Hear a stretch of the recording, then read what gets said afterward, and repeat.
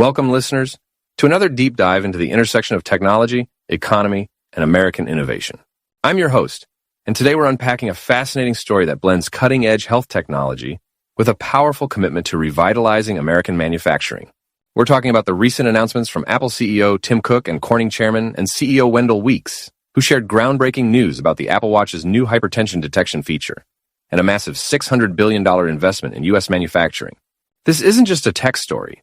It's a narrative of economic renewal, community impact, and global competitiveness. Let's break it down with historical context, market implications, sector-specific effects, and actionable advice for investors and listeners alike. Introduction. A dual revolution in health and manufacturing. Imagine a device on your wrist that could save your life by detecting hypertension, the world's leading cause of death, before you even notice symptoms. Now pair that with a commitment to bring high-tech manufacturing back to American soil on a scale we haven't seen in decades. That's the vision Apple and Corning laid out in their recent discussion. The Apple Watch, already a pioneer in health monitoring with features like fall detection and AFib alerts, will now notify up to 1 million people in its first year about potential hypertension, urging them to seek medical help. Meanwhile, Apple's pledged to invest $600 billion in American manufacturing over the next 4 years, partnering with companies like Corning, which has supplied Gorilla Glass for Apple products since the first iPhone signals a seismic shift toward domestic production. This isn't just about gadgets. It's about jobs, communities, and redefining what Made in America means in the 21st century. To put this in historical context, let's rewind to the post-World War II era, when American manufacturing was the backbone of the global economy. Towns like Harrodsburg, Kentucky, where Corning operates, thrived as industrial hubs. But by the late 20th century, globalization saw factories shutter as jobs moved overseas for cheaper labor. The social contract between companies and communities eroded in many places. Apple and Corning's approach, rooted in innovation and a renewed commitment to local workforces, echoes the industrial resilience of the 1950s, but adapts it for a tech-driven world. This is a story of reinvention, and it's happening at a time when geopolitical tensions and supply chain vulnerabilities are pushing companies to rethink global footprints. Market impact, a ripple effect across economies. The market implications of this news are profound, both domestically and globally.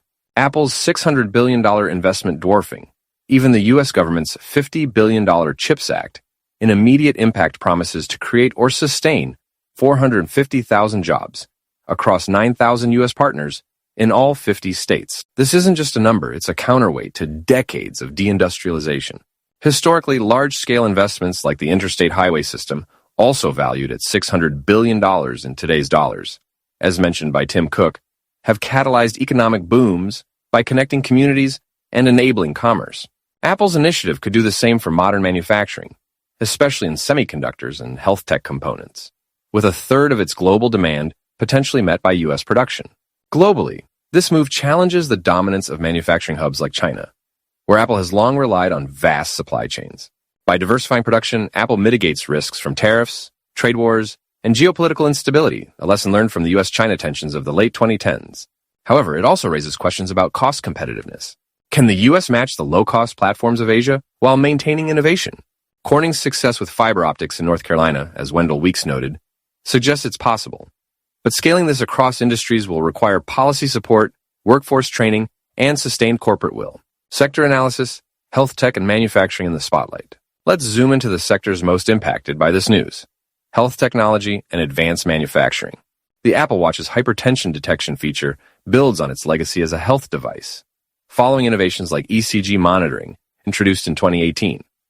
With cardiovascular diseases costing the global economy over $1 trillion annually in healthcare and lost productivity per WHO estimates, this feature could be a game changer.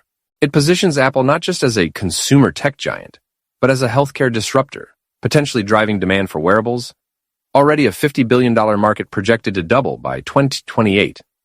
Competitors like Fitbit and Samsung will feel the heat to match these life-saving capabilities, accelerating innovation across the sector.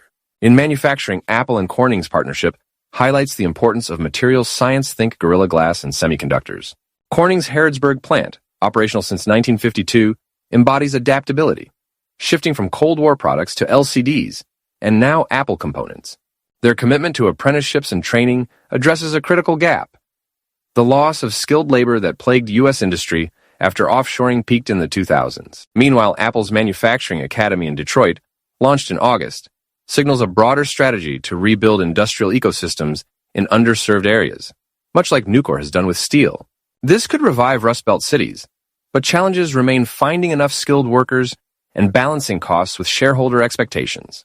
Investor advice: navigating opportunities and risks. For investors tuning in, this news offers both promise and caution. Apple, AAPL, remains a titan, with its stock often seen as a safe harbor in volatile markets. The health tech push could boost long-term growth in wearables, a segment already contributing over $10 billion annually to Apple's revenue. Pair that with its manufacturing pivot, and you've got a company hedging against global risks while tapping into patriotic consumer sentiment. However, the $600 billion investment is a long-term play. Expect short-term margin pressures if U.S. labor costs outpace productivity gains. My advice: hold or incrementally buy APL for its innovation mode, but monitor quarterly reports for manufacturing cost impacts. Corning GLW is a sleeper pick here.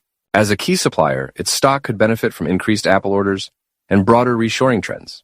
With a history of innovation and a PE ratio often below tech peers, it's a value play for patient investors.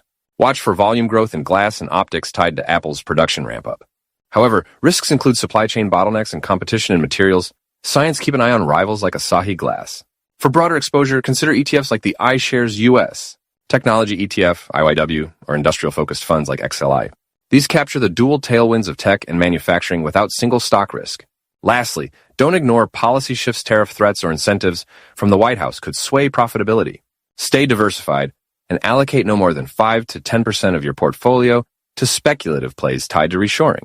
Conclusion: a blueprint for the future. As we wrap up, let's reflect on what this moment means. Apple and Corning aren't just building watches or glass. They're crafting a blueprint for how innovation, responsibility, and economic renewal can coexist. Tim Cook's roots in small-town Alabama and Wendell Weeks' multi-generational commitment to communities like Harrodsburg remind us that behind every balance sheet are real people and places.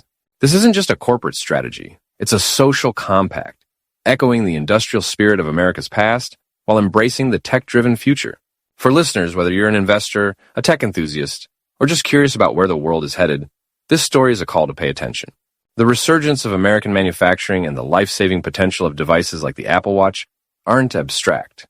They'll shape jobs, health, and markets for years to come. Join me next time as we continue to explore the forces driving our economy and our lives. Until then, keep questioning, keep investing wisely, and keep looking for the stories behind the headlines. This is your host, signing off.